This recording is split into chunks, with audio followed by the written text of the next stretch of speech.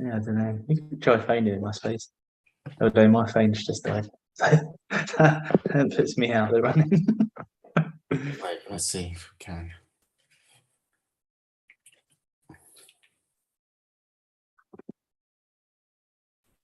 Let's see if he responds.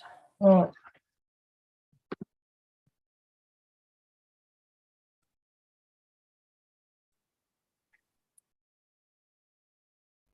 Dan's usually pretty good for this, isn't he? Like, if he's not going to be there to tell us. Usually, yeah. But I don't know if he might have just had a long day at work and fallen asleep or something. Wait, Dan? Possibly. Okay. You actually started already. Okay, cool. Oh, his No. phone's on now at least. Yeah, last seen today at 21:24. Yeah, okay, but has he at least scored yet? No. Nope. He might have been watching it. I don't know. You never can tell. I did Okay. see when I rented Arrival on Amazon, there's another film called Arrival on there. Yeah. Oh, The Arrival with Charlie Sheen, right? Yeah, I hope he hasn't watched that one. Yeah, that crossed my mind actually. I was like, I really hope it's obvious that this is the one that I've picked. Well, that's why you put the link in, isn't it? Yeah. But that's why Dan's retarded and he doesn't go on the Oh, you've done this on the live chat as well. Nice. That's one of my anxieties for when I pick Brain Dead, because there's an American film called Brain Dead, which is awful, and it's more popular than the one that I want to pick. So I think at least one of us is going to watch the wrong film and end up with a bad impression wrongly. Damn. Okay, let's see. So, Dan is MIA. Alec is just sick because he's unwell. What He's in the car as well, wasn't he? is the situation for Emmanuel? Emmanuel's coming if he can, but he's at a birthday dinner for Camilla, so probably not. Emmanuel's a married man. Yeah, that is. Basically. Oh right, yeah, that is what he asked me for, isn't it? Oh damn, I forgot about that. Yeah, if he's where I think he is, he might not have good signal there. And Where John did they is go? still missing. Oh, actually, I suppose we shouldn't say online. Yeah, that's Yeah, the Johnny's private got- stuff. Ah, fuck. But but let's say it like this. He asked me if they're very nice Chinese restaurants. I gave him a whole list. So it could be any of that any. list. Yes. All right. So shall we just begin then? Because like I know that I know Pat needs to like leave before 12 or roughly 12. Yeah. Yeah, we might as well. I mean, well, Humphrey will just join when we're talking about it, I suppose. Yeah. Hopefully. All right. We have arrived and we shall presume. Well, we shall resume. So Rob, take us away. So, given that I've picked Arrival as well as Close Encounters of the Third Kind, you can probably guess that aliens coming to Earth and us trying to communicate with them is something that I find very interesting. Because I just think, like, I don't know, if you look at your sort of average alien invasion film, like something like an Independence Day, for example, where they just come down and we shoot them and they shoot back for a bit until we win and that kind of thing. Like, from the point of view of just like a blockbuster film that you're supposed to go and have fun with and then that's it, then like that's fine. But you kind of get to a point where that's all happened and the film has ended and you sort of forget about it. Whereas I think films like this, where there's more of a consideration for how would we resolve that problem, I don't know. It's a bit more interesting, and it's something that I just really like to think about. And I think where Arrival sort of goes a step further with that and becomes a really interesting kind of thoughtful film is that the aliens are like alien in every sense. So they're in these like kind of vehicle things that have just sort of popped up around Earth. And I was watching I was watching a review from Mark Gamaid actually, and he described it by quoting Douglas Adams, and he said that they hang in the air in the same way that bricks don't.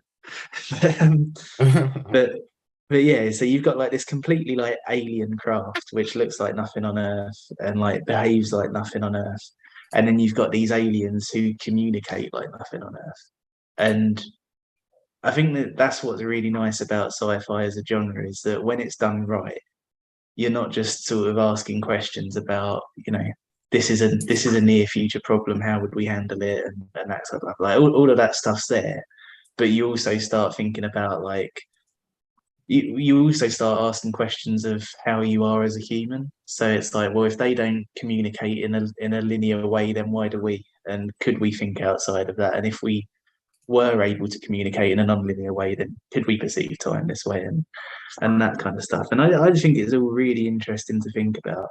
But I think it's a story that's told it's presented in a way that's actually quite emotional as well. Like I was saying earlier, that the first time I watched it, I was kind of going like, oh, this is a bit sentimental. I'm not really too sure on this. Like, I'm sure they're going to do a love angle between these two, and like, oh God.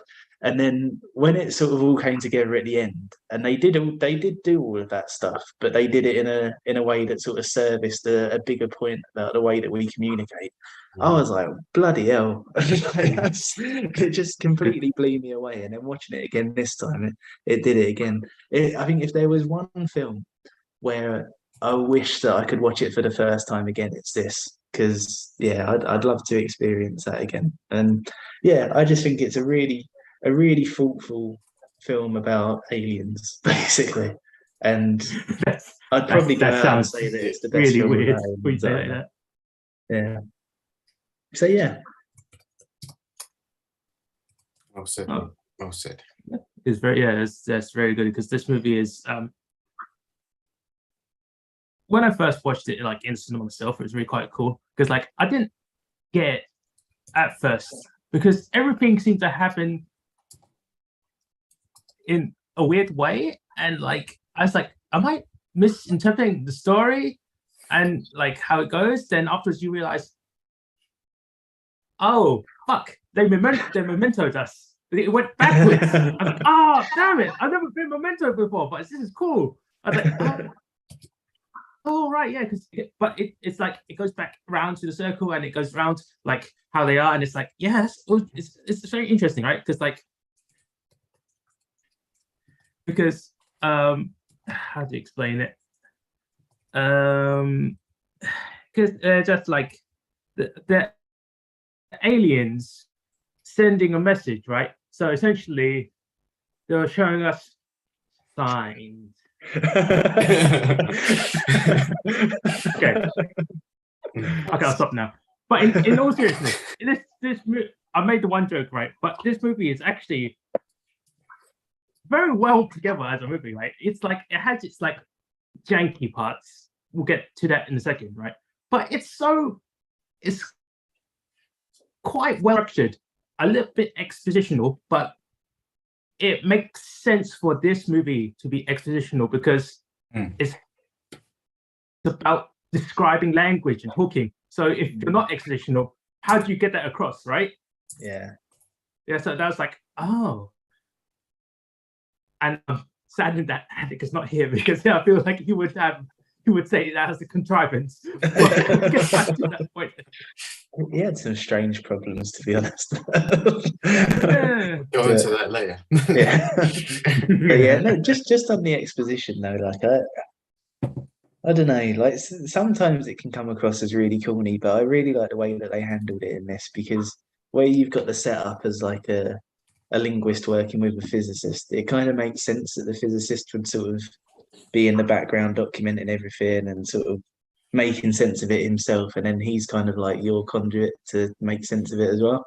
Like I really like that scene where it's basically a montage where he's doing a voiceover and he's talking about like sort of the way that they perceive things and the work that Louise has done and all of that kind of stuff.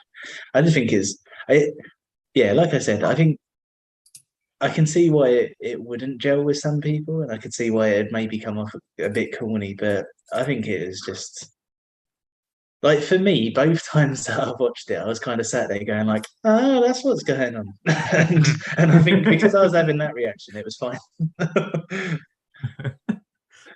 Yeah, how did this come out actually?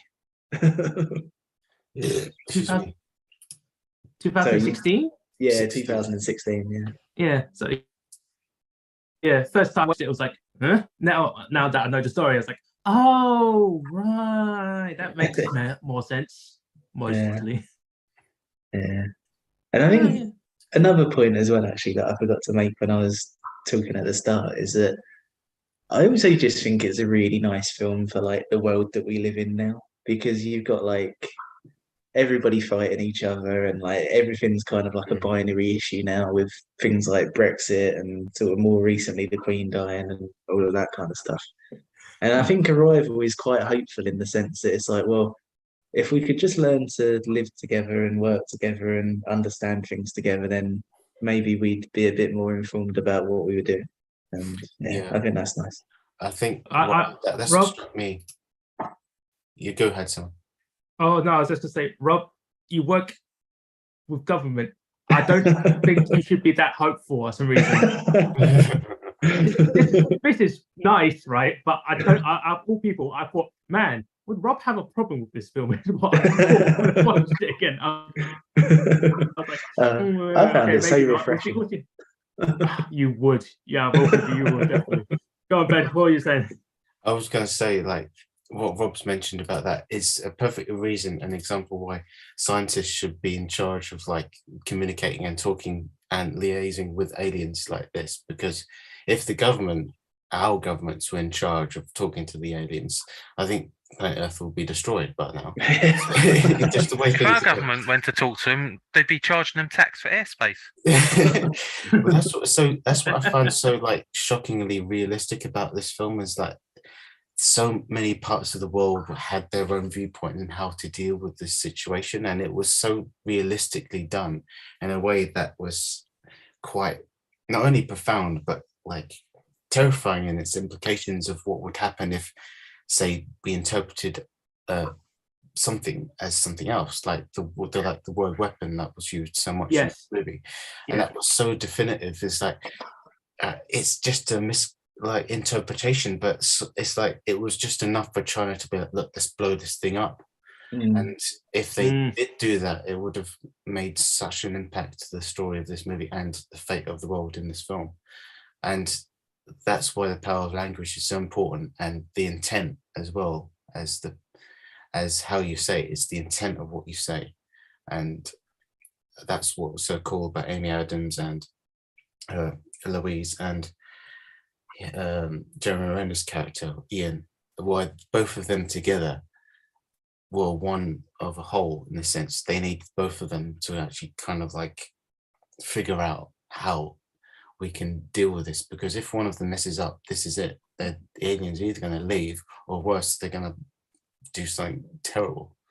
And that's what all the other countries seem to have been hell-bent on doing. And like the aliens' point was that we need to come together, much like the old Star Trek kind of like idea, is that we need to come together and just put our differences aside and just work on this solution as a human race, rather than just like segregating people. So it's very, very effective in that regard, I think. Yeah, I really like that that whole kind of setup of like multiple sort of world agencies working on it, because it's another thing that is a bit more considered than something like Independence Day, where they kind of just assume that America's going to go and save the day for the world. Yeah, that's so realistic. Quite true. America had to give that very touching speech from and he had to. I had to give that speech before everyone else goes, yeah. Then everyone goes together. There's no. It was weird because like this is like the most peaceful and universal outcome that could have come from an alien sci-fi movie about aliens coming to Earth, because as every other alien sci-fi movie described, it's a bit more violent, let's say. So this is the most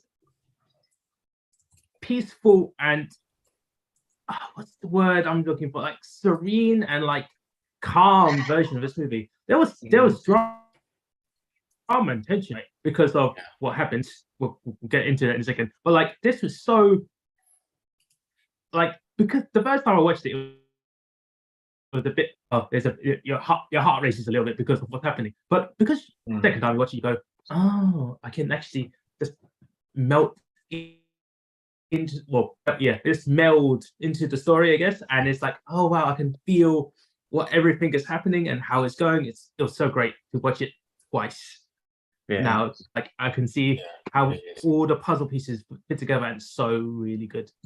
How about you, Pat? What do you think? How was it that I worded it to you the other day? It's sort of wasn't it sort of like a sci-fi film that sort of tells the story of our current world, like we get like 12 spaceships landing in different parts of the world, and obviously scientists want to study and communicate with the aliens, and the governments just want to blow it up. Well, I mean, like not all the governments want to blow them up. Well, they want to attack them. That's kind of right, yeah. It doesn't take much for like the American army guy to be like, oh, they want to attack us, do they? Let's get our missiles ready. Like it's very prevalent. Current world. It's very reactionary the way. But what I loved was sort of like the character development of Louise and sort of how she plays off of Jeremy Renner's character. It's much more thought provoking than sort of like Michael Bay boom bang clash whatever. Though that's not a bad style of film, but I think this film sort of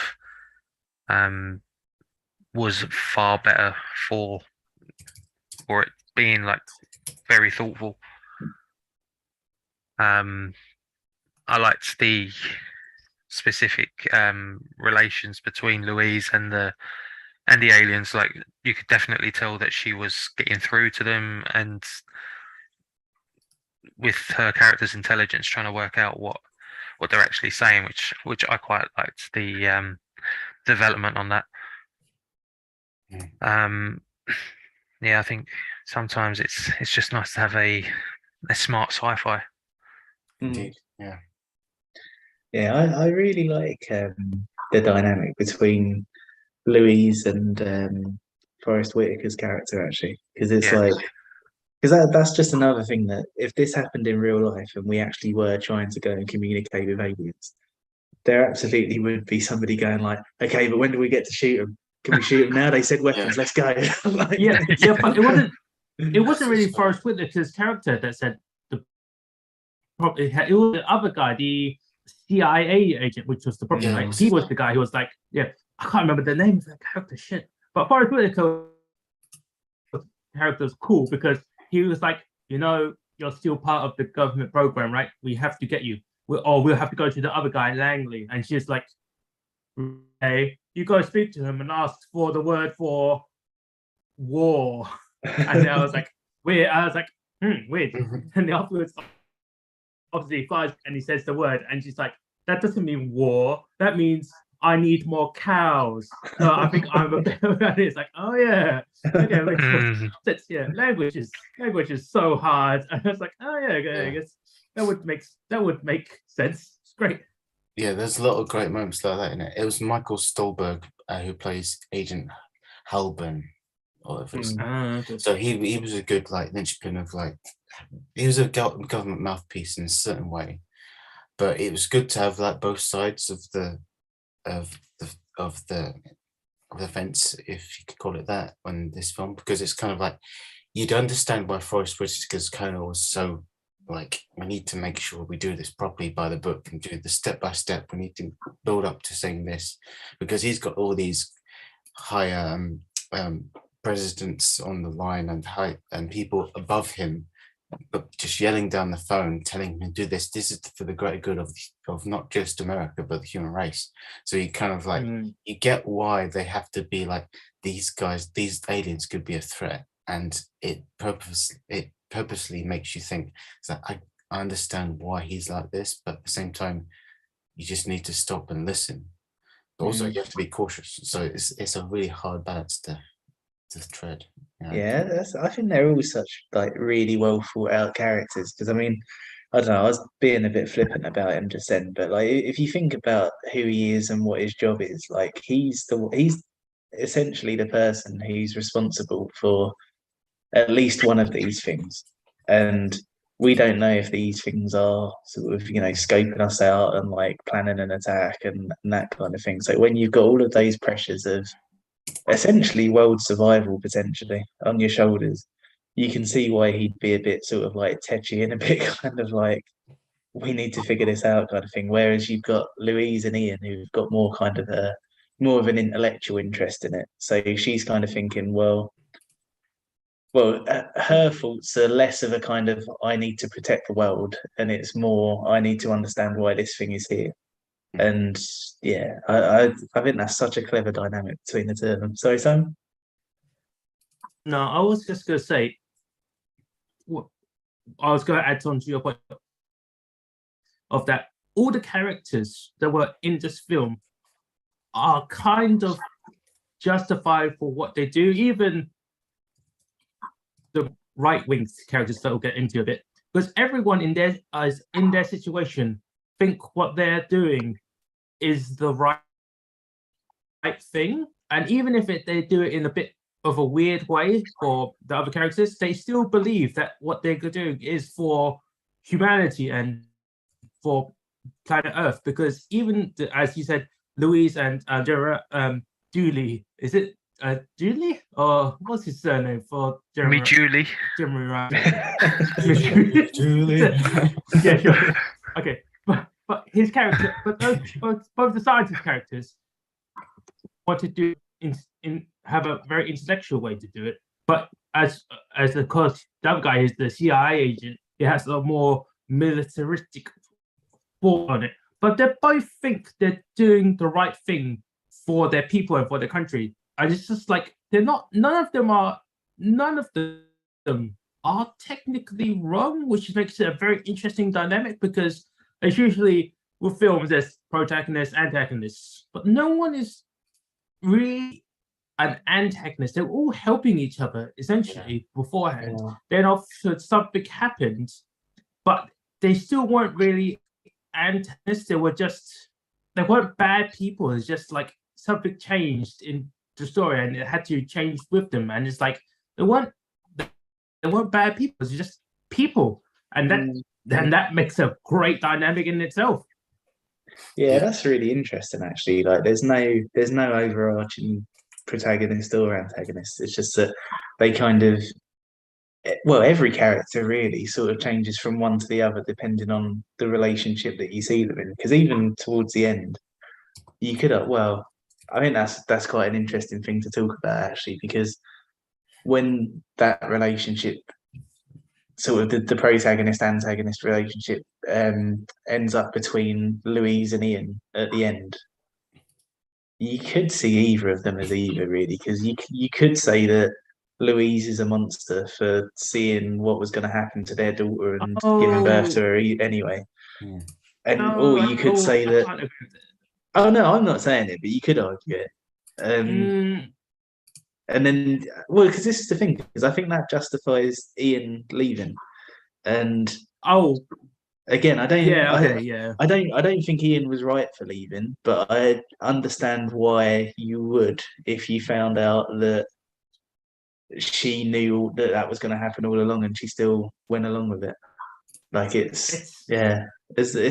don't think there's a right and wrong to it, but I think it's very interesting that either of them can be the antagonist in that situation. That's such a philosophical question, isn't it? If you know what the ending is, what was the journey worth going through to the ending? It was such a sad thing to do, and I was like, oh fuck! I don't remember who said it in the chat, but it's like the first few scenes was like up for them, and I was like, oh. Yeah.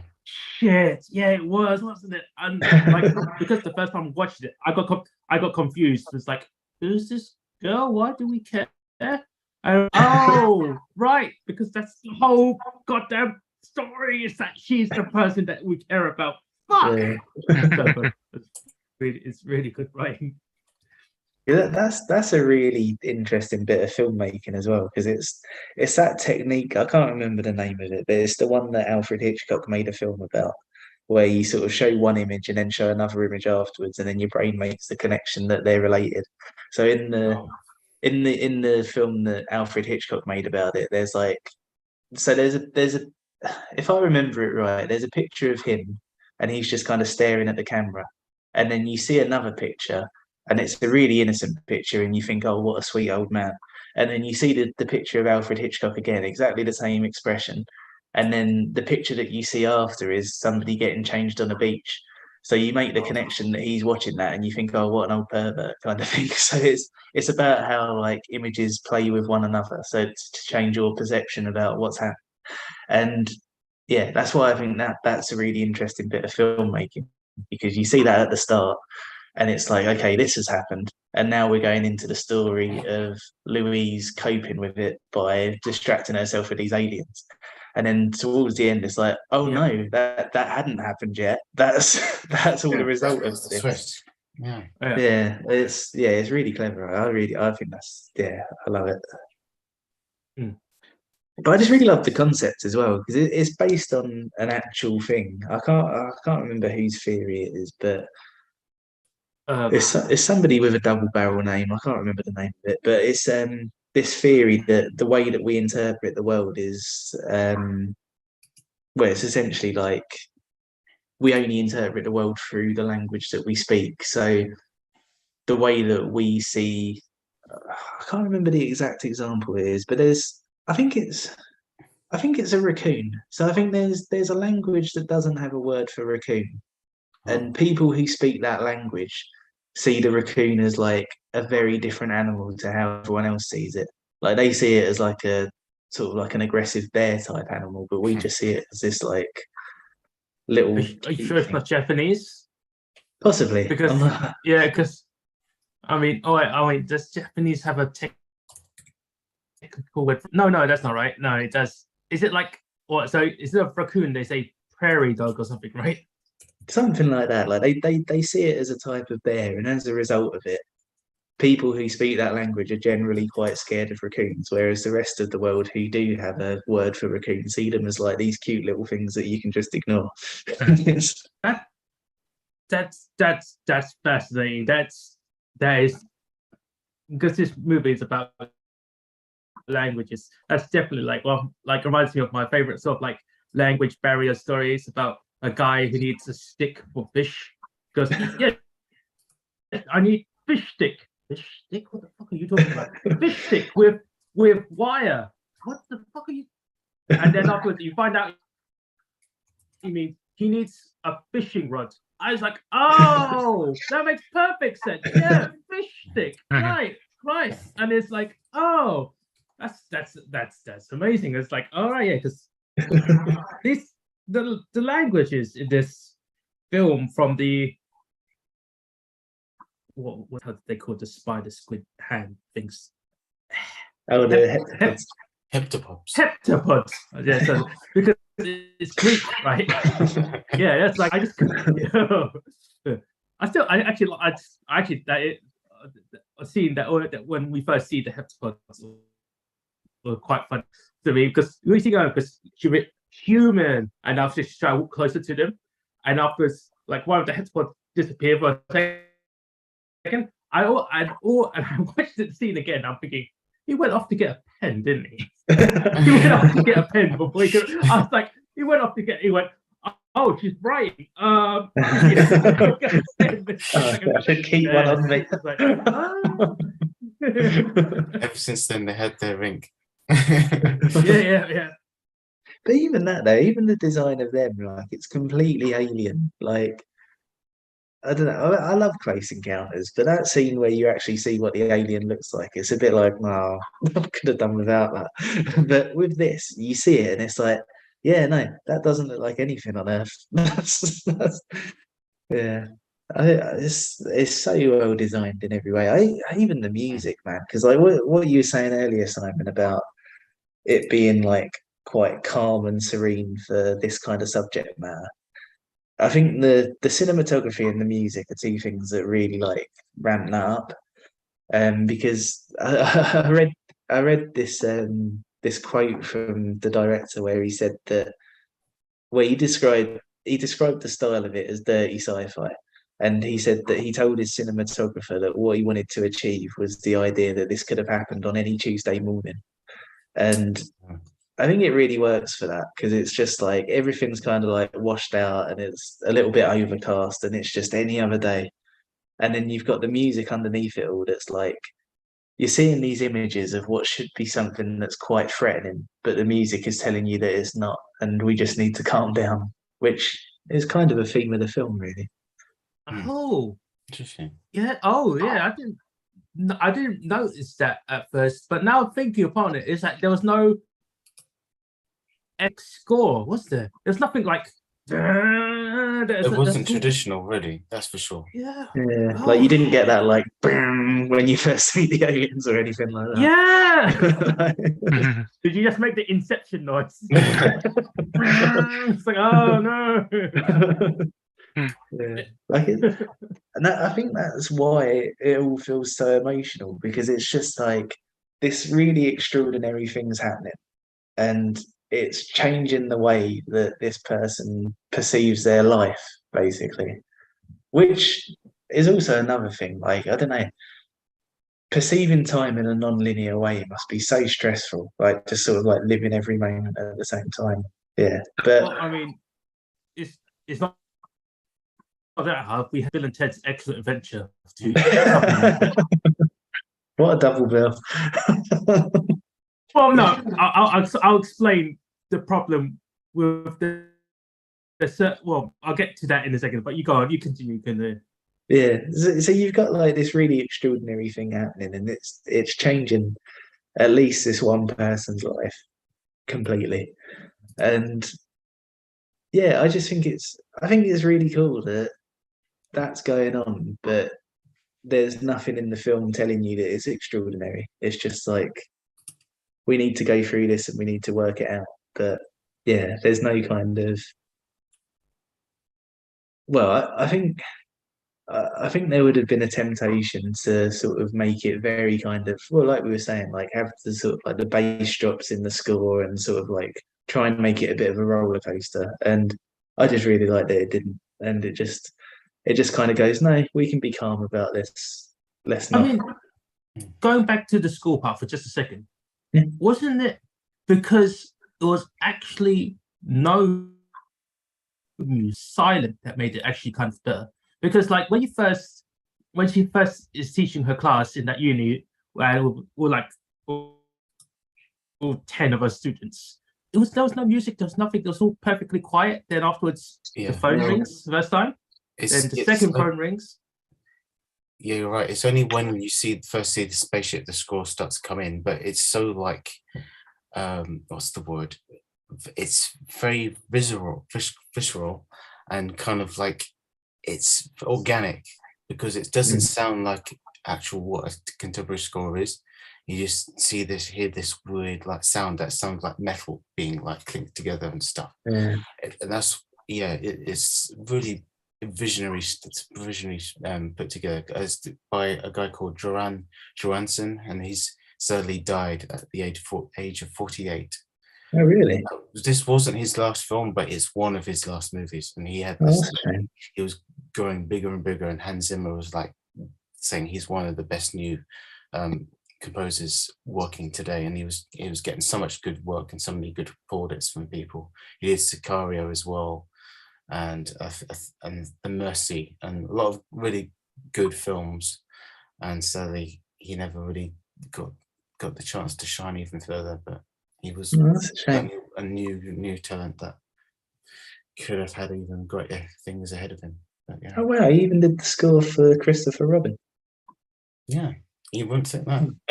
And Christmas as well. He worked with Denis Villeneuve a lot before he died. Yeah, wow, he did. He did. Yeah, he did Sicario. He did this, Prisoners, Blade Runner 2049. So all of his Wow. all of his movies. Wow, yeah, man, that's a shame. Nice. I thought this score was Hans Zimmer, to be honest. It had a Zimmery sort of thing to it, didn't it? Yeah, I just assumed it was Hans Zimmer. No, you guys say it like that, but I feel like there was not enough of string music. There's no. It wasn't enough. Wow. Yeah. To be fair, Zimmer has only done that for Inception. Things like that in every score. Well, Can you imagine that in the production room, just Hans Zimmer like, doing this really peaceful bit where the aliens shut up, and they're like, "Don't do it, Hans." No. Yeah, here we go.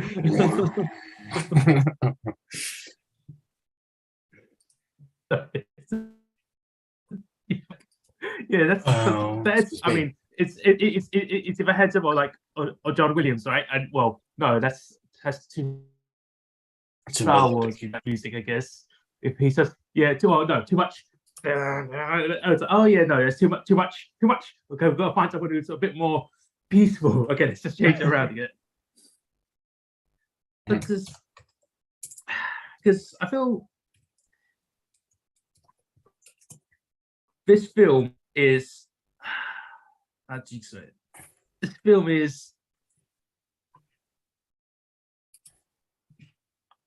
going back to the thing that you talk about with the time travel, well, linear time travel thought process thing.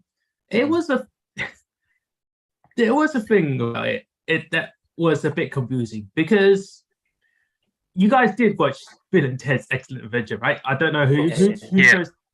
John chose it. Oh, really? Okay. I'm not here to shit on John. I love you, John. It's not, I don't want to shit on you guys. Yeah, he goes. But for Bill and Ted's Excellent Adventure, right? They had a thing where the guy that they meet is Rufus or Rufus. I can't remember actually. I can't remember. But they never actually get introduced to Rufus or Rufus. Or let's say Rufus for the sake of it. They never actually get introduced to him. They only know about him because the future them told the past them, but the past them knew about him because they were the future them, right? So that information never got introduced into that circle of that timeline. So I got really confused because that doesn't make sense. But for this actually makes sense in the way that the timeline works. But it was so, I don't know if it was, let's say, forced, but it was just so coincidental as well, or maybe it's so weird because at the end, the reason why it's peaceful, nothing happens, is because she talks to the General Shang. Oh wait, no, General Shang is from Mulan. Damn it, no. No, it's Anyway, General Shang. Is it General Shang? Yeah. Yeah, you're right. It is. It's the Chinese general. But they talk to him, and like he purposely goes to that like the gala where he meets her, and he's like, I'm purposely came to the States just to meet you. And it's like, but why? Because you're the one who told me to stop. You did the one thing that no one else has ever done before. What's that? Change my mind. And I was like, but why did you change your mind? Because you told me, but what, you called me on my phone number, but I don't know your personal phone number. Then he shows her the personal phone number, and he's like, well, I think I needed to show you this so you do now know.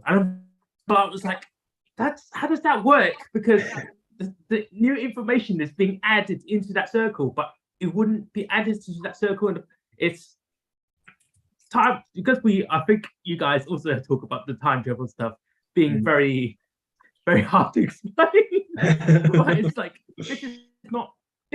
this is like not string theory. It's definitely loop timeline theory, right? Because things that would happen would always happen, I guess, is how to explain it. But it's so weird to see it be played out, as they say, played out at the same time, all at once at the same time. And that's so cool, but really useful. Yeah, it bends your mind, man, doesn't it? Like it's a bit like when they use that example of like trying to write a sentence with both hands at the same time. Yeah, And it's like, because it's almost like you've got that kind of loop, and because we perceive things as happening like a straight line, you can't really get your head around it, because although that meeting has happened after something else has happened, but you need that meeting to happen for that other thing to happen. It's like, yeah, if you're thinking of it in like a linear way, it's like that does not make any sense. But because it's a loop, it's like you can go sort of both ways, and it's You explaining that sentence was already fucking brain melting already. So it's like, oh damn, how do you explain that in film? It's so good. It's so good though. Yeah, I think it does a really good job of that, actually, because it's like, I don't know, you could, yeah, because it's kind of like in sort of like time travel movies, like there's always something that kind of breaks it, and because you can only think in a linear way, like you do kind of look at that scene and go like, no, that doesn't make sense, because that has to happen for this to happen, and this couldn't happen without that happening. But then like the more you kind of think about it, the more you're like, oh, hang on, like it sort of goes full circle, and then you're like, no, maybe it does make sense. Yeah, I just think it's really cool to like. Well, I just think it's a really cool thing to consider, and it's another thing that's quite hopeful, because it's like if you can go forward as well as backwards in time, then I don't know, maybe there's other things that you could do which would be quite nice. Yeah, I just find it a very hopeful film. Well, without being like a Debbie Downer, right? Because we know that what happened was always going to happen, because it's the reason that it happened, right?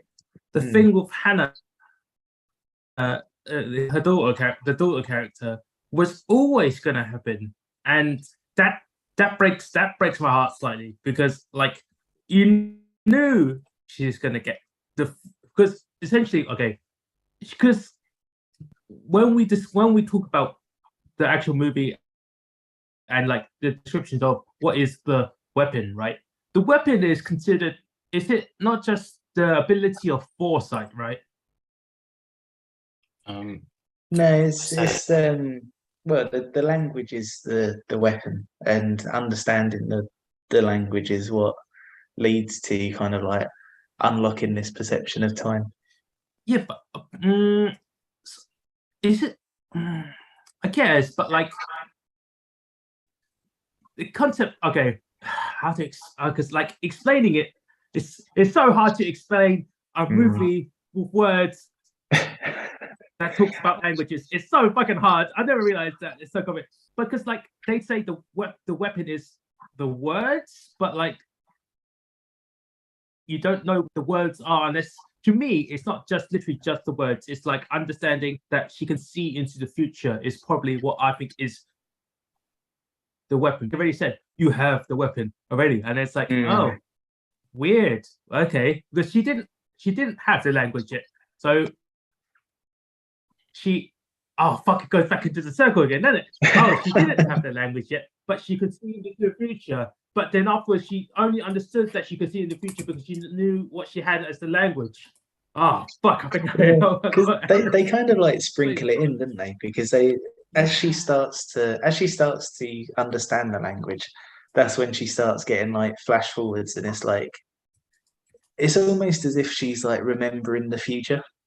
until she fully understands it. Oh, And that's when that's a sci-fi question. A sci-fi thing. He's remembering the future. Oh shit, that's a sci-fi thing. But that's what I mean. I think that's what makes this a great example of a sci-fi, because you're not only dealing with like future technology or just aliens or things like that. You're dealing with the consequences for what it would mean for a human, and the consequences for what it would mean for us is what makes you ask the other questions, like, is it possible that time could work like that? And it's all very cool on that level, I think. I did some research actually while we were talking about that theory that I was talking about. So it's called Sapir-Whorf theory. And one of the examples that they give in this kind of like idea is that Eskimos have a lot of different words for snow, whereas we just say snow. So the idea is that they've got like this, like much, which they would logically, they've got this like much deeper understanding of snow and like different types of snow and all of that kind of thing. And it's not that we can't understand it on that level. It's just that we just call it snow and forget about it, kind of thing. Yeah, I think that's a really interesting thing to kind of like scale up to this level. And it's like, well, if it can work on that tiny level of, I guess a race of people who depend on having this deep knowledge of snow to survive compared to people who don't. Like, I think it's really cool that they've kind of like scaled it up into essentially life itself. Sorry, Rob. I don't want to take away from that, but I found the modern version of that. You have Diet Coke and you have Coke Zero, but Coke Zero is different from Diet Coke. Oh yeah, we have a modern interpretation of that. Do you know what though? But I get what you mean. That kind of works though, because I had a can of Coke at work the other day, and I was thinking, do you know what? I'm not sure if this is mislabeled, because I think this might be Diet Coke, but I kept drinking it where I would never drink Diet Coke if I knew it was Diet Coke. But it's the same. But it's all snow, or it's all Coke, but it's all different types of Coke, right? So it's like, yeah, I guess it's different, but like, oh, really? Okay. But this movie is very well. It's mostly peaceful until I remember the heptapods were talking about they needed humans for 3,000 years in the future, is what they said, right? Or something like that. Because that's the reason why they were trying to bring them language. And I'm just thinking, maybe because I've been on my Switch too much, right? I was thinking, are these aliens like Martians? Because it's like, so this is because like I kept thinking, make Halo or Doom as like the reason why we need people, because we need someone to go and become like an FPS character in the future. Like, yeah, because like that takes in space and that's so many years in the future, and he has the ability of foresight as well. Maybe that's how. Maybe it's just this is the prequel Doom. Just quite possibly. Death and destruction. Oh yeah, it makes sense. That makes sense. It's like maybe that makes sense, but like that's a theory for another time. But that's another interesting thing, though, because if humans could perceive time in a non-linear way, you would kind of just you'd get to a point where I guess the heptapods were at already in this, where you could collectively see into the future, or not really the future. Well, this is another thing. Like, if time is non-linear, then I suppose there is no future. Well, I don't know. It's like you said something very profound there. When time's non-linear, there is no future. I have to start sci-fi channel stuff now. Nice. But yeah, so you've got the heptapods, so you can see like 3,000 years into the future, whereas all you see in this is kind of like the very early stages of it, of like an individual understanding it and perceiving time in this way, so they perceive their life in that way, so they can see, I don't know, maybe like 80, 90 years of time sort of forwards and backwards. So it's like if you had like a whole world of people who were perceiving time in that way, then we're also limited there because you'd only ever really see 90 years ahead at any one time. Whereas the heptapods are seeing 3,000 years into the future. So I guess their existence is a lot longer than ours anyway. But if you could see 90 years into the future collectively, then maybe you could wipe out things that are going to kill us anyway. So maybe you'd extend our life as well. But it's, without that sounds so, but if because of things that were gonna happen, we changed it, but we changed it because we know that the thing was gonna happen. Oh man. It's one of those statements that you say and it's just like, it's not a brain aneurysm, you think about it too much. You know, it's a long day at work as well. It's like I can't think about it too much because it's gonna hurt my head.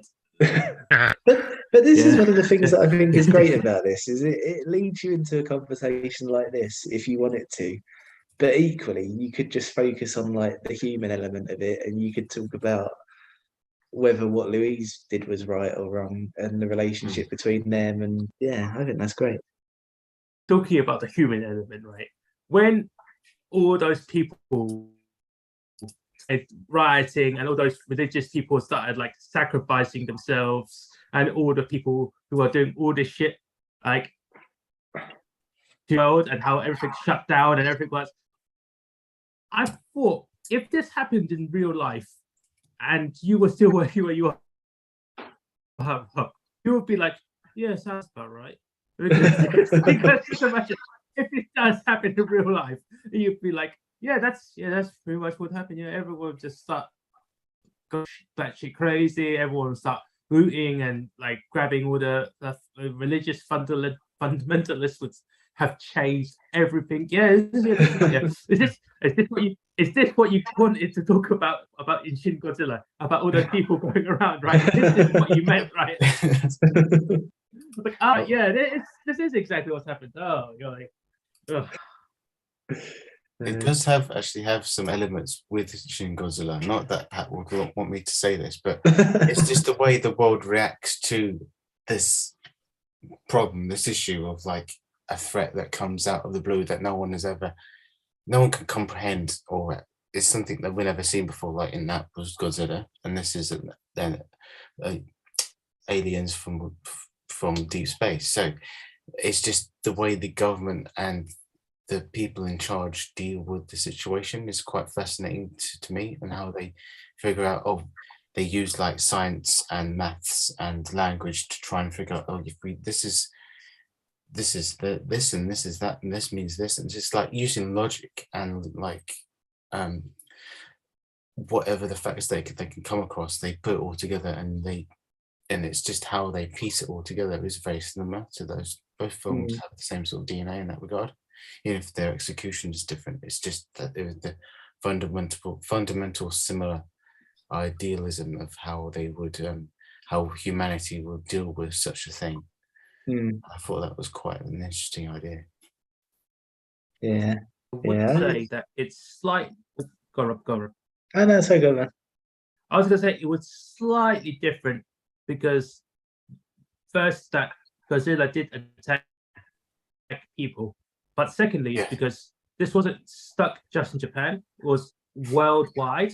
So there's no like cover-ups, there's no like it's just a theory, don't be stupid. Because it was literally worldwide, every news people could get this. It was very apparent that this was happening, as this was real. There's no denying that this was not happening, because people could. I would like to say it was like near like Calcutta or India or somewhere like that, where like you saw those people had like the trains like try to touch it over. I was like, don't do that. It's a weird alien thing. Why would you go around and just touch it? Right? I was like, yeah, but different country, different area. You know, it's like it's like different like situations because it wasn't their places wasn't exact where they were because some of them were like overlooking the ocean and some of them were like in Montana, and I was like, that's very two different places. One is flat land, one is pure water. It's like weird, but okay. Did they ever why they landed in those spots again? Because I feel like that was a plot point, but I can't remember if they discussed why. Yeah, there was some speculation around it, but I don't think there was ever a definitive answer. I think the inference was just that they landed in kind of like distinct places to encourage the Earth to work together. Because that was the thing, wasn't it? It was that idea of that if aliens do come to Earth, which is another thing that like I feel like films like this often just ignore, is that if aliens did come to Earth, then there's no single leader to talk to, or there's no single government. So if they're coming to Earth because they need us to understand a concept to help them in the future, then it would make sense that they would land in, I suppose, the parts of the world that you would need to cooperate to ensure that all of the world was cooperating. Yeah. It was interesting because some of them were in the middle of the ocean, near like certain things that China and Siberia and Australia. It wasn't actually on a landmass. So, but it was all speculation, like you say. It's like, oh, they landed there because there's less chance of lightning strikes. But no, I don't think, because we can see from the power of what their spaceships were capable of, they didn't need to be concerned about any of that because they could just literally vanish into vapor. That was so fascinating to see. Yeah. So I don't know. Oh, actually, talking about the Australia part, right? When the aliens speak, not the circle writing thing, right?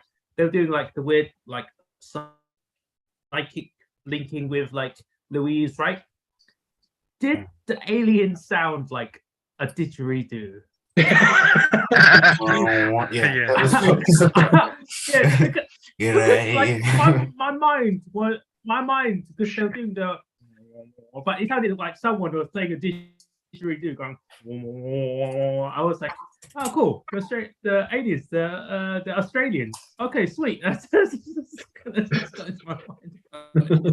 Because that's the sound effect they made was didgeridoo. I was like, I speak didgeridoo. That's cool. I didn't knew that was a language. I like the idea that they've just like observed Earth and they've gone, right, we need to land this guy in Australia because he speaks in a way that they'll understand. Yeah. They're like, hello, you can't.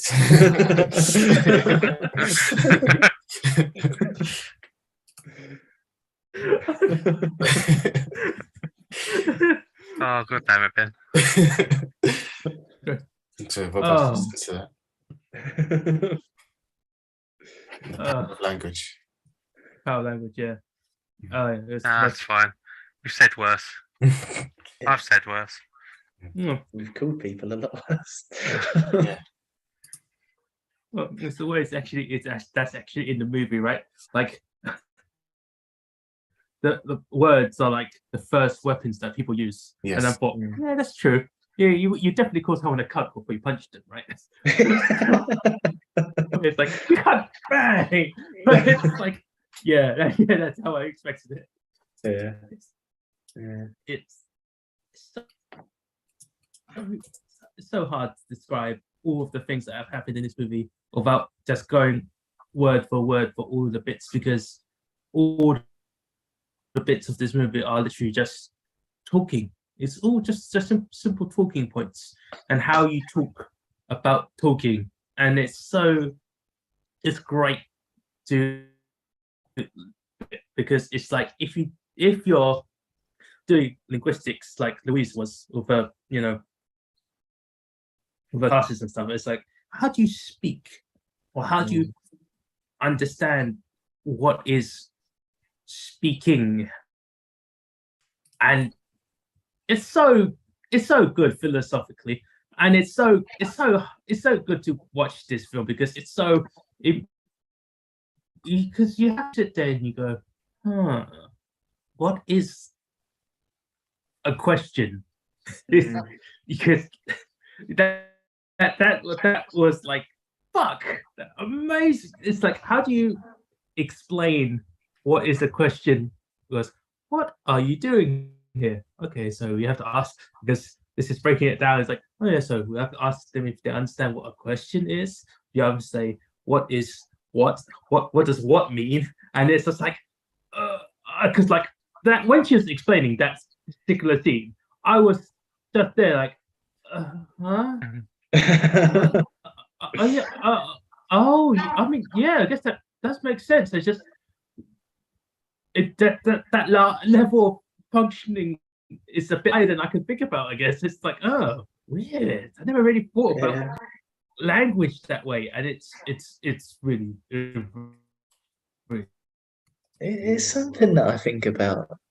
Well, I wouldn't say a lot, but it's something that pops into my head sometimes, like just when I'm like sitting around with Frank.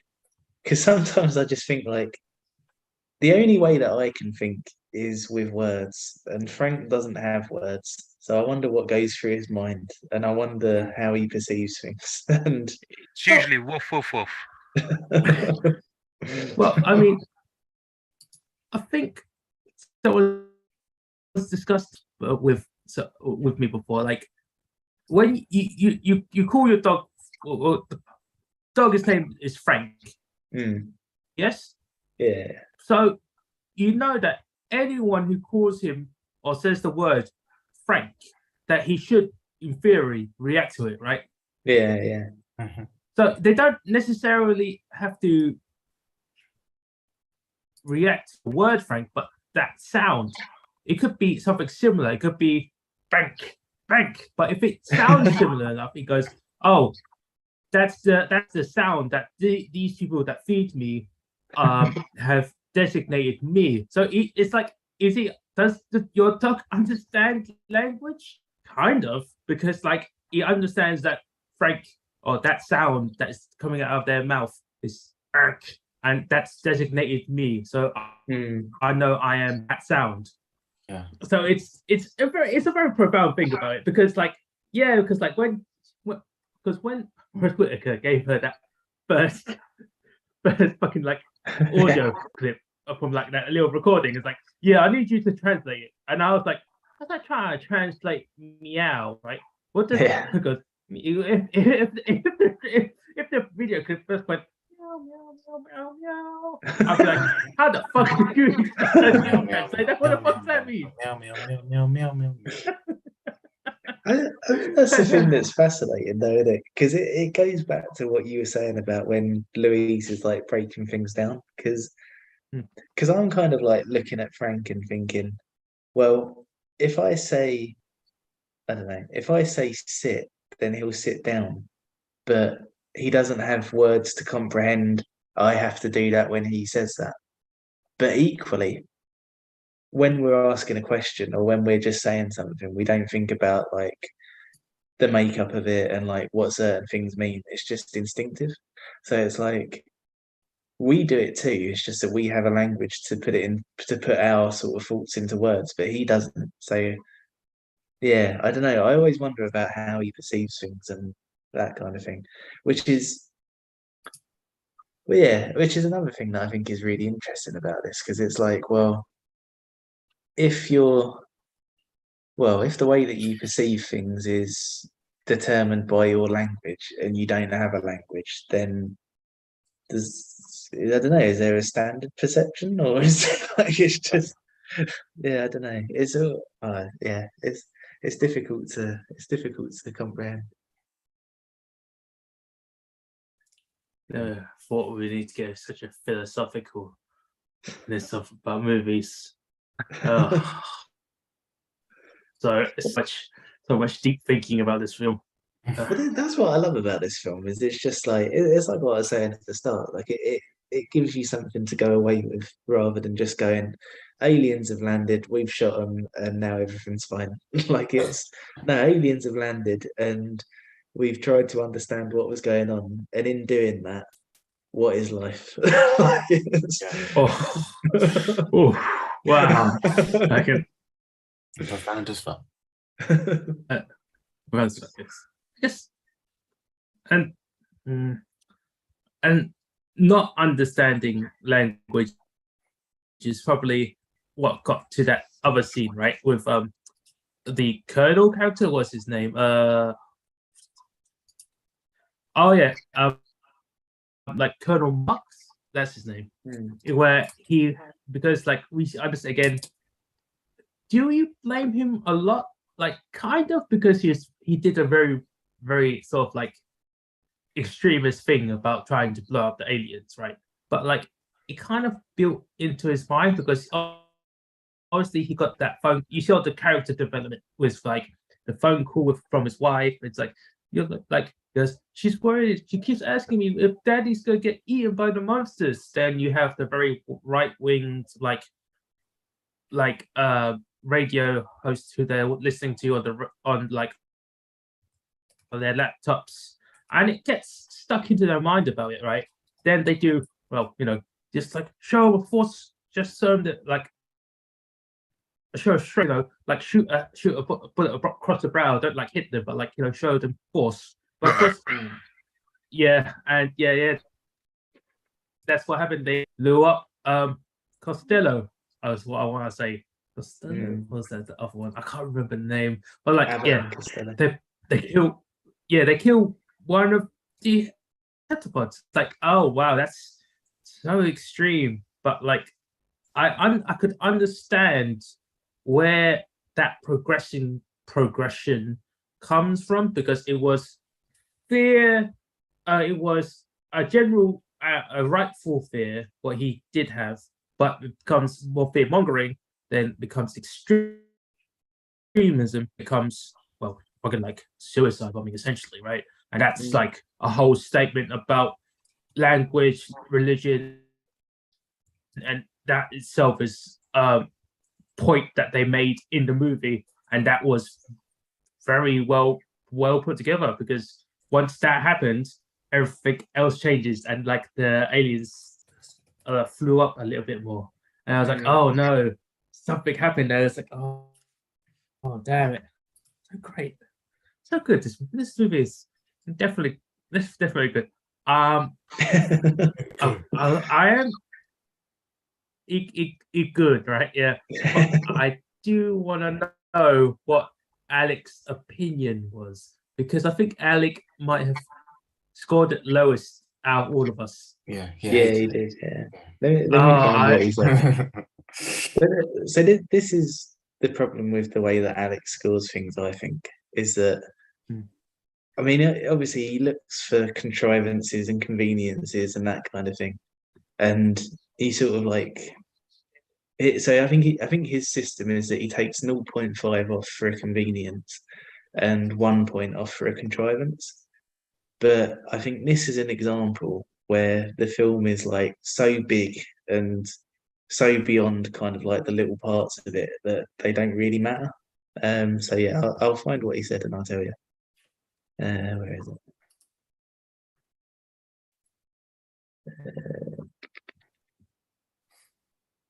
I've got to wade through like all this complaining about Love and Thunder. but in all, but how many pages is it? Or this matter? But essentially, I get what I was gonna say about it, because I did make some points about it. Oh, you got it? Yeah, I got it. But No, you okay? Because I was trying. Yeah. So he said so his points. Number one was that seems weird to me that the next best translator to Louise wouldn't be educated, would purposely dismiss other translations of words if that's his field of expertise. So the fact Louise tells Weber specifically to ask him what his translation is for war is a surefire way to get drafted. Seems a bit flimsy for me, so 0.5 off. Maybe could be explained, but considering it's how Louise is here, I think it needed to rely more on just that it's the theme. Which I think is like, it's just, yeah, like he said, it's the one of the themes of the film is about communications, miscommunications, and the ambiguity of language. So it's I feel like that scene was showing that you can get the second best person, but realize the second best is an absolute moron, is what she was trying to portray. But I know, but I feel I can't agree with him. But it's like, is it really a contrivance or a convenience? It's like, no, it's just serves her there are character. people and Dalekisms. yeah. Well, that's the thing. I think it serves a bigger purpose, and I think the purpose is more important than whether it's convenient or not. Yeah. Because the idea is that it's showing you how ambiguous language is, even to the people who are experts. So rather than it being this thing of like, well, you shouldn't have dismissed it, I think it's more, he's an expert and he did dismiss it, so these are the stakes that we're playing with. Like, it's his second one was when the aliens say off a weapon, the scene cuts away and we're back at the camp, and Louise says she needs to go back and clear up what they meant. Considering they're in open communication with Webber at the time, not sure why they wouldn't clarify that they're in there. But cutting straight back does result in tension escalating with the rogue army captain. So I guess that's why at one point. And this is but this is another thing. It's like, yeah, you can say that that's a convenience or whatever, but the film is so much bigger than that moment that it's just like, well, I'm not sure it warrants 10% of the score coming off. I do feel like if Alec was here, he would say, but it matters to me. It's contrivance to me. That's why. But Alec, see the bigger picture. No, it's too much. But that's the fundamental difference between how I watch films and how Alec watches films. That is like, for me, like it's sort of, not a problem. If there's a dramatic contrivance and it serves a bigger purpose, then that's fine. Like I don't mind that, but yeah, Alec gets a bit hung up on it. Just a bit. In every film ever. Yeah. He films his way, which is up to him, right? Because I think, did he post stuff like, are you actually upset about it, or just like upset because you can just complain about it? I can complain about it. So it's like okay, fair enough. It's like, hey, you man. It's like I'm gonna stop you from enjoying the film the way you enjoy it. It's just like, would I necessarily agree with how you do it? No, but like, hey, you do you enjoy it the way you like it. I ain't gonna stop it. Which is, I believe, why him and John always argue about being subjective or objective, right? No. But this was the issue that I thought was like the least kind of. It's the one that I was just like, I don't care about this one.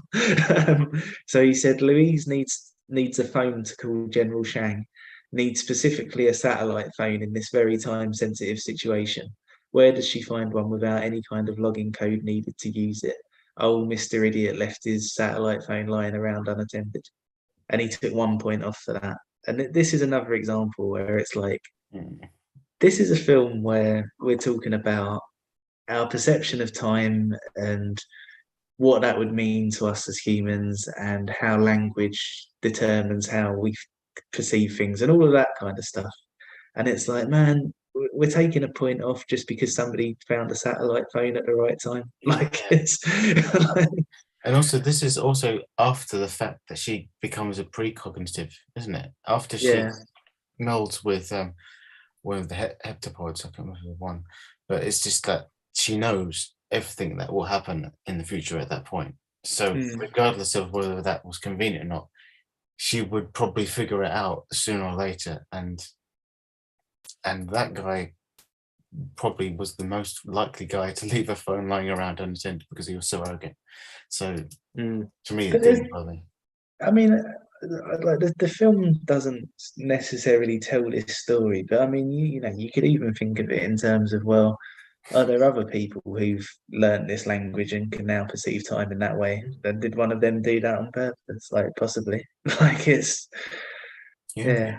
I don't think that one. I don't think no matter how you look at it, I don't think that one really warrants a point. That was a fascinating point, Rob. I realized what you just said because she was teaching classes about this language and understanding this language. Yeah. And if people who understand this language can perceive time differently, and all those like sort of like generals, presidents, and all them like mayors, or everything, if all those people are going to her classes, kind of know what was going to happen, it would have happened again.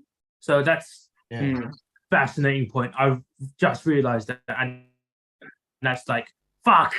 That is a good point. Yeah. Yeah, but yeah, it's just I don't know. I think this. I know it's Alex's thing to kind of like look for this stuff, and this is the way that he's decided to score things and whatever. But I just think it gets a bit too caught up in the things that don't really matter to the bigger picture. And I think if something doesn't matter that much to the bigger picture, it's like I don't really see the point in getting too bogged down with it. Because it is all about Amy Adams' Louise and the journey that she goes through. And if it serves her, then it has a relevance and a point. But if it doesn't, then it's kind of like just not so much window dressing. That's not very good enough a term to say it. But she's the protagonist, and she's like, sure, certain things become what's the word? It just happenstance, being where she needs it at the right moment. But obviously, the whole thing with linear time kind of like blows it all out the water, really. And it's just like that's the arc she goes through is living with the knowledge and the burden of being able to perceive time for that way for the rest of her life. And as we saw in the beginning of the film, it wasn't a flashback, it was a flash forward, and she knows deep down this is the fate of her child, and it's so like dark but so like emotional and profound in that way. I think that's one of the things that's really interesting about her having a child, because I think if you're perceiving kind of like every moment of time simultaneously, then that's like you know you're taking all of the good and all of the bad, and that's a lot. So I think having the child. That's what. Oh, sorry. No, sorry. That's what makes it so melancholic, right? Because that's the beauty and sad. It's so that scene is so good, so painful at the same time,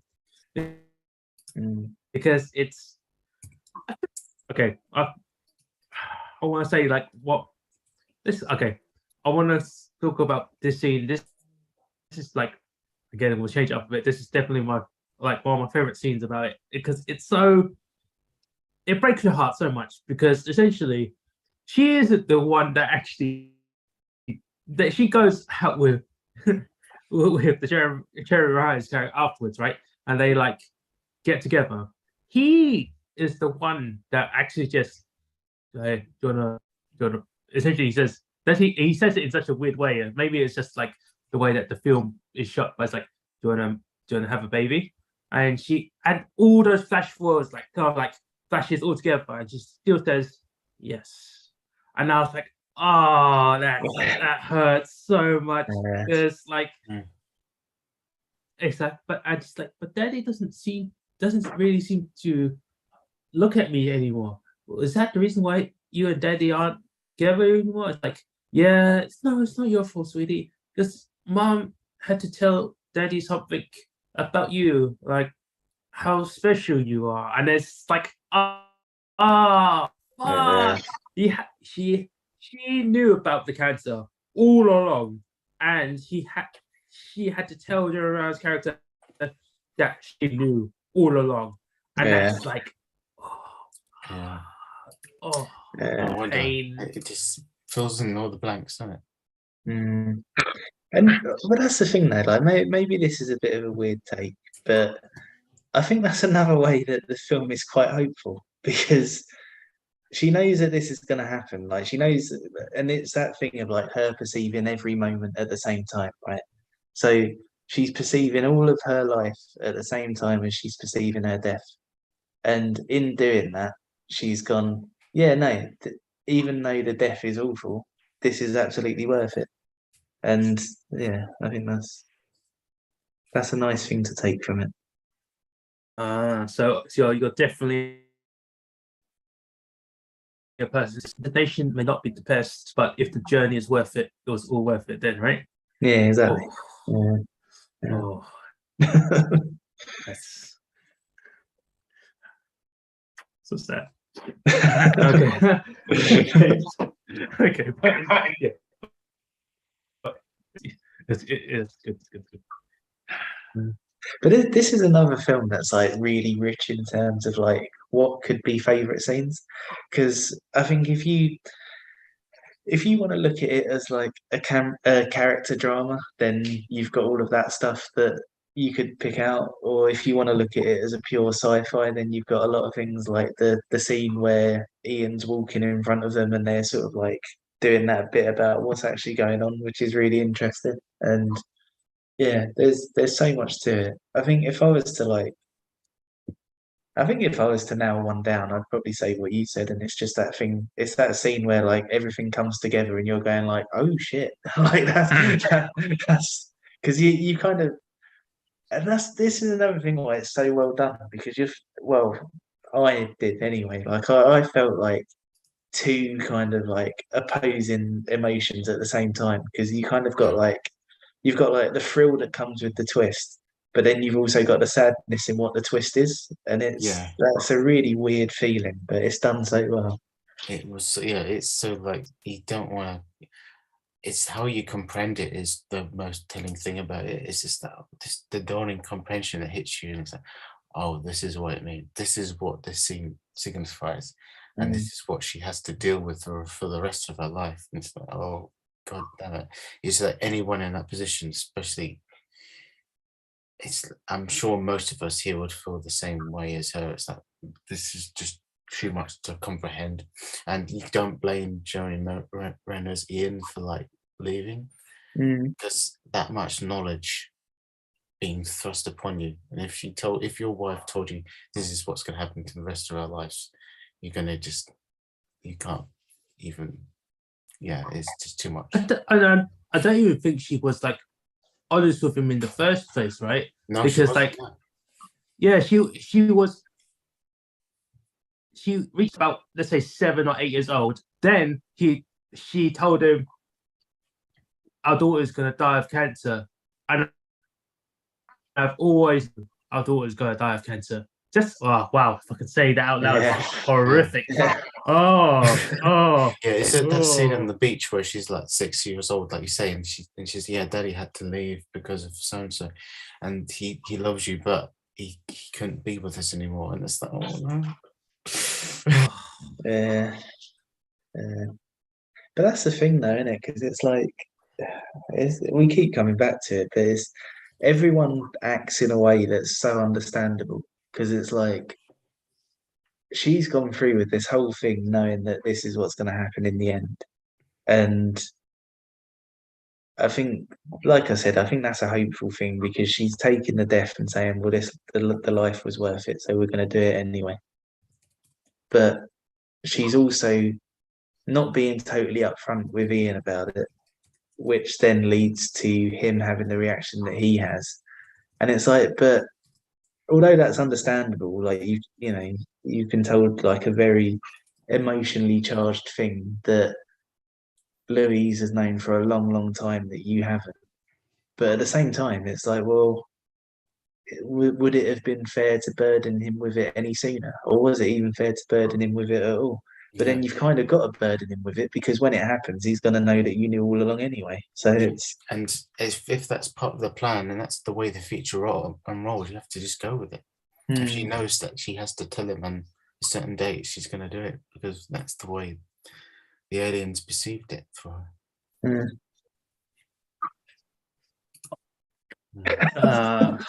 It's a very stereotypical thing in like fantasy stories.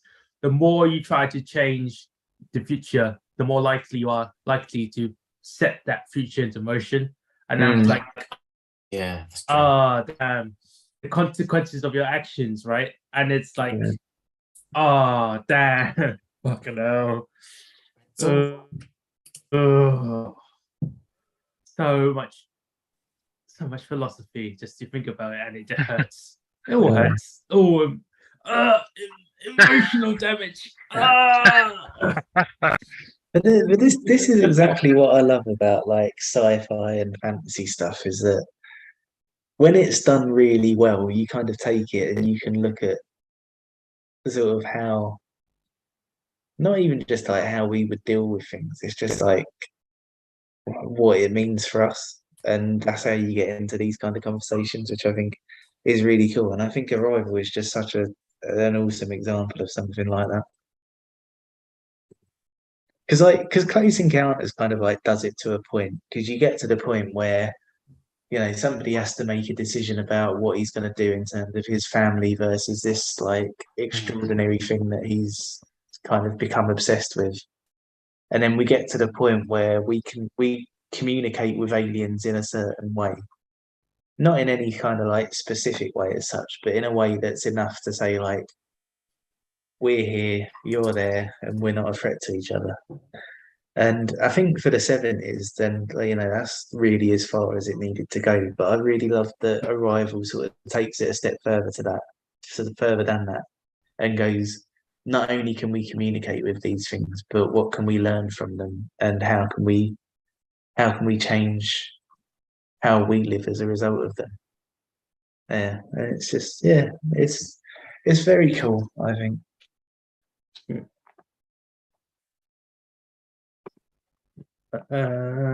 So, actually, it's nearly 12, and I think Pat needs. So, Pat, what? No, keep going. What was your favorite scene? Damn, like, this is one of those films that I wouldn't say there's like a specific scene because it all sort of rolls into each other. But like, probably the most fascinating part of the film for me was the way Louise was trying to speak to the aliens, and they'd like throw out these symbols. I think I liked that quite a bit. The ending stuff is probably I wouldn't want to say the weakest part of it, but it's not as fascinating as sort of the build up to the end, if you get what I mean. Sorry, I didn't mean to cut in. Dan just messaged. What the fuck? Because what is it? Sorry, didn't mean to interrupt. What has he said? Dan just told us what his movie is randomly. Oh no. Oh, it's fucking nice. I'll have a look in a minute. Continue, Pat. Ignore him. Like, it's so weird because like most films, good or bad, I have a specific scene that I like, whether it makes me laugh or it's like a big bombastic scene or explosion. But this one. This one is quite somber in places as well. Oh yeah, definitely. Like it's a difficult one to say a favorite scene. Like I love the film so much, like from the acting, the story, how it looks, the atmosphere. maybe like there's one bit where Louise and I keep forgetting Jeremy Renner's character's name. Ian. Ian. Ian, The site. Did Ian go up? I can't remember. They went back into the spaceship without clearance. Hmm. Second time, I think. That scene was pretty cool as well. Do you know, I really like just on a visual level the scene where you see like a silhouette of them and the canary. That's I thought that was really cool. And I really like when they first go into it and like gravity shifts. I thought that was yeah. really That was so cool. That's They cool. first arrive into the ship and it's like shifting gravity because they have to jump and then they go. It was a proper like 2001 moment. Yeah.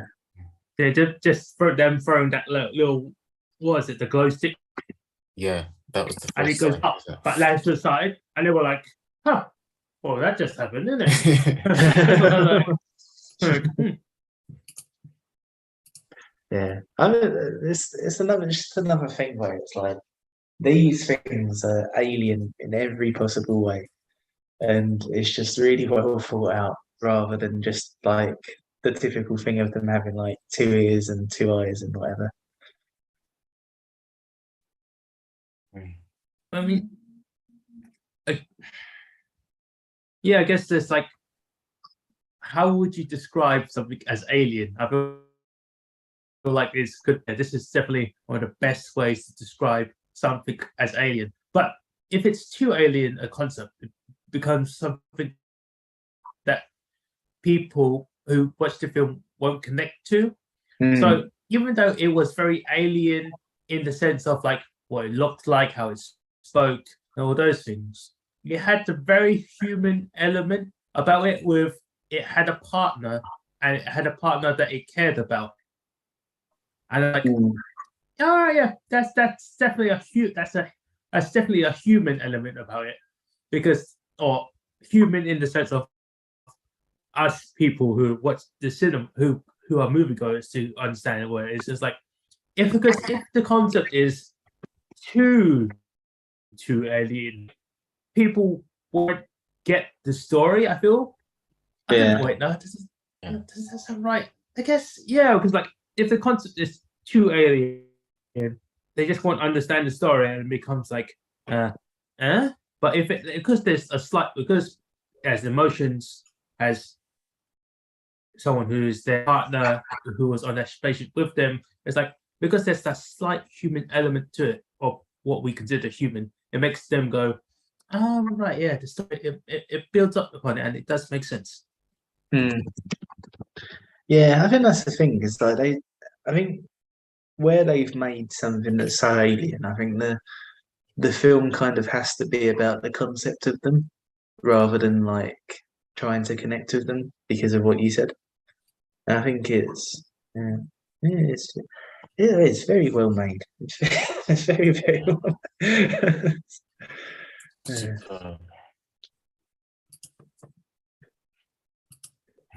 Yeah. I suppose we should wrap up, seeing as you've got to go now, Pat. Yeah. But, yeah, I'm quite happy with how relax. this went down. Like, yeah, Oh yes, yeah. Has everyone scored it apart from Humphrey? yeah, but no Humphrey scores yet. God damn it. Or John. God damn Well, no, because Johnny is still is he back yet? I don't think he's back yet, is he? him. No, I think he's still in Ireland. Oh, so yeah, that's fine. I don't blame him if he's still out of country with the bad think he comes back Monday, doesn't he? Oh, it does? Okay. You might be right. Yeah. Oh, cool. Oh wait, who should introduce Dan's film? Well, I introduced the last one, so it shouldn't be me. All right. Dan's film is the. Wait, was it? Let me double check it. Let me double check it. Because okay. Rocky Yes. Balboa picture show. He's the Rocky Horror Picture Show. It's if it's wait, who's and I think I've seen clips of this film. It's got who's the main is it Tim Curry, right? Tim Curry, yeah. Yeah, okay. So I've seen bits of this film. I've never actually watched this film. Well, I guess it's gonna be interesting because I kind of know what the story is ish. It really is. Is this that Dan, musical some that very you were threatening me with? Yeah, this is Dan's musical. Yeah. This is Oh, Where's it playing? Disney Plus. also at least on- I ain't got to on- pay for it. in the West End as well, if you want to go. Nah, I'm good. That'd be brilliant. Our first film club out into the theatre. man! If that was the case, I would fucking buy Hamilton tickets, mate. Fucking, Yeah. I want to watch Definitely. Hamilton. Oh, Hamilton's great, man. Yeah, Rob, you should pick that next and just take us all out. Yeah. Oh man, if I could afford to do that. Well, Rob, Ant's cousin Oh no. went to Broadway to watch it. Oh really? Yeah, which I think is pretty cool. Do you know, when me and Rachel went to New York, I was like, oh, we should go and see Hamilton, but we decided to go and see something else instead. And then when we got back, we saw Hamilton live, and Rachel just like fell in love with it. And I was like, I told you we should have seen Hamilton. Hamilton.